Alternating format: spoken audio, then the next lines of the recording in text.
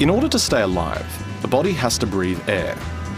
We breathe in oxygen and we breathe out carbon dioxide.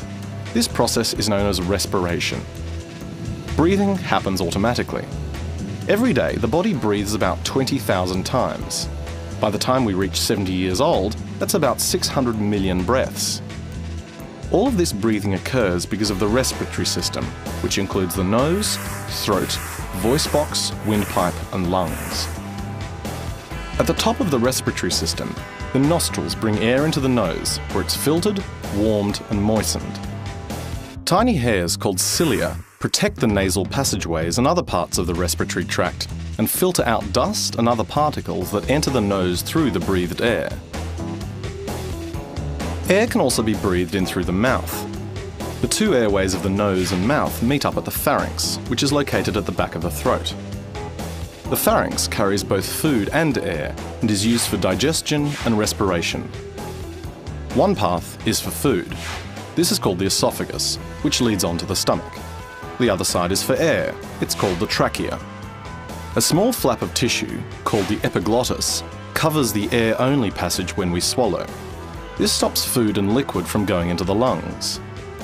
The larynx, or voice box, is located at the top of the trachea, the air-only pipe. This is where our vocal cords are. The trachea, or windpipe, which is a 2 to 3 centimetre tube, then extends downwards from the bottom of the larynx for about 12 centimetres. The walls of the windpipe are made strong by stiff rings of cartilage that keep it open. The trachea is also lined with tiny hairs. They sweep foreign particles and fluids out of the airway, keeping them from entering the lungs. The windpipe divides into two branches, and each one of these enters one of the two lungs of the body. Each branch resembles the limbs of a tree dividing into smaller, finer branches called bronchioles. The bronchioles end in tiny air sacs called alveoli, which look a bit like grapes. These structures enable fresh air to get to the air sacs, which are surrounded by tiny blood vessels or capillaries. The oxygen passes through these air sacs and travels through the capillary walls into the bloodstream. At the same time, carbon dioxide transfers from the bloodstream into the air sacs, where it gets breathed out of the body. When we exercise, the body needs more oxygen to feed the muscles as they work harder. The body responds by breathing more quickly and deeply. As the cells of the muscles use up more oxygen, the lungs have to work harder to keep up the supply. The respiratory system then speeds up to supply the body with much needed oxygen, and also to get rid of the carbon dioxide waste in the system.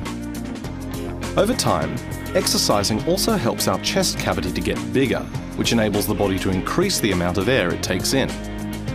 More capillaries form around the air sacs, so the body gets better at swapping oxygen and carbon dioxide gases.